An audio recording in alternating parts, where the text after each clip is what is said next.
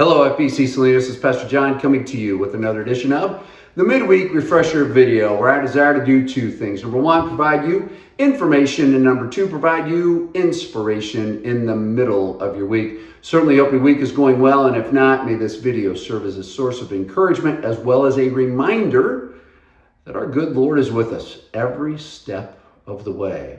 Hey, there aren't a whole lot of announcements this week, but there are enough announcements that I hope you can pay attention. If you have questions, simply email us at info@fbcsalinas.com and we will get those questions answered in a timely fashion. All right. So, hey, the first thing is this upcoming Saturday, the Mighty Men Ministry is going to be doing service projects.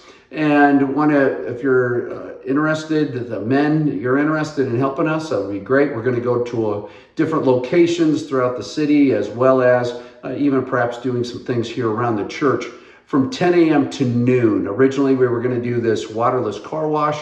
Apparently, people are pretty pleased with how clean their cars are. And so anyway, we're changing it up, still going to do service projects throughout the neighborhood, throughout the community here. And so, men, show up 10 a.m. to noon is when this is going to happen this upcoming Saturday. All right. So if you have questions about this, email me, John at fbcsalinas.com. We'll get that question answered and move from there. Second announcement is this, and this is a big one. We need your help with refreshments for VBS, which happens this upcoming Monday. It begins Monday, June 16th, goes through the 19th. It goes from 5 to 8 p.m.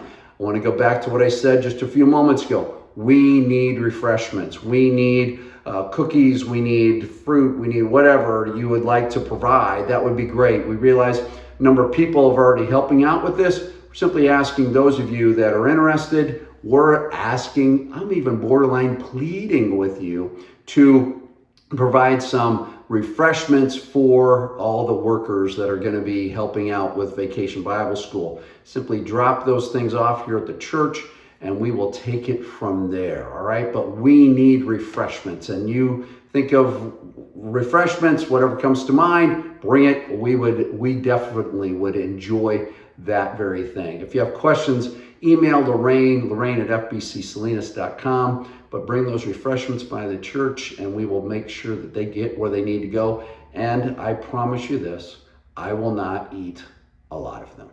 All right. So there you have it. All right. So that's the second announcement.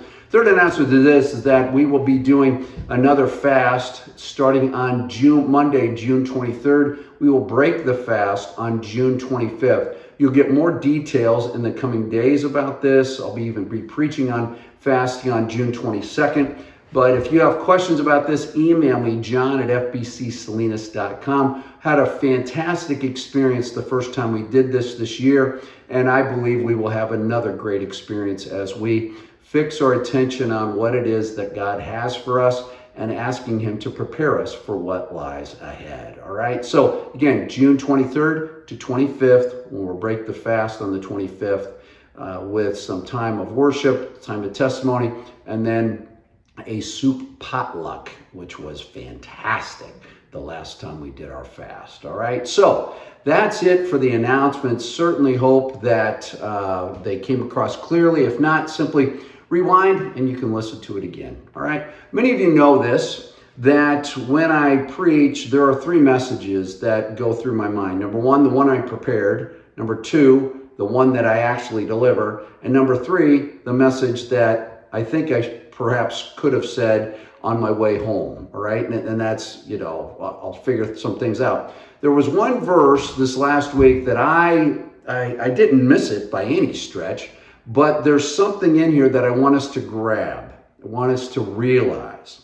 So as we wrapped up Esther chapter 9, Mordecai is encouraging the people to not only forget the desperation that they experienced, but as they celebrate God's deliverance, because that's who delivered them. It was the way God worked through all the different things that happened in the book of Esther. He brought about deliverance, and they are to celebrate their deliverance.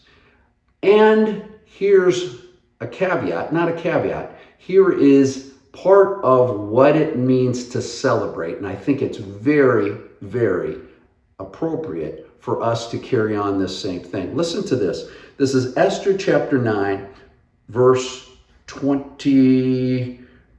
Listen to this.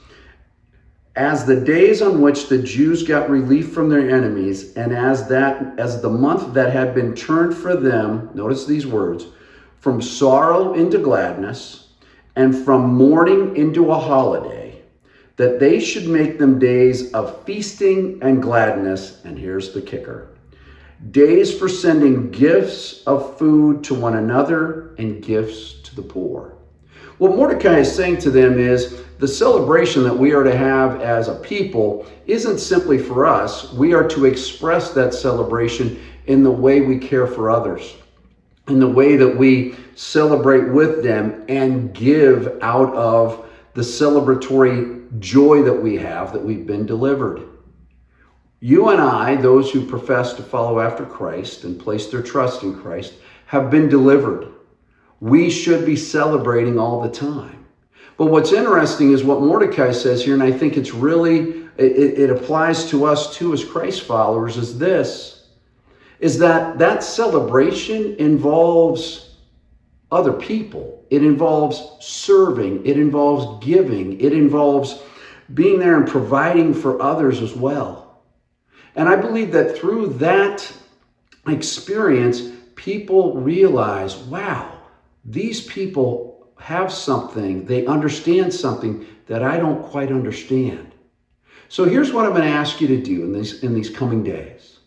I'm going to ask you to share your celebration with others in the form of an encouraging text to somebody, an encouraging email, perhaps even inviting somebody out to go to lunch or dinner and simply saying, hey, I appreciate you, or I want to celebrate the joy that I have in my life.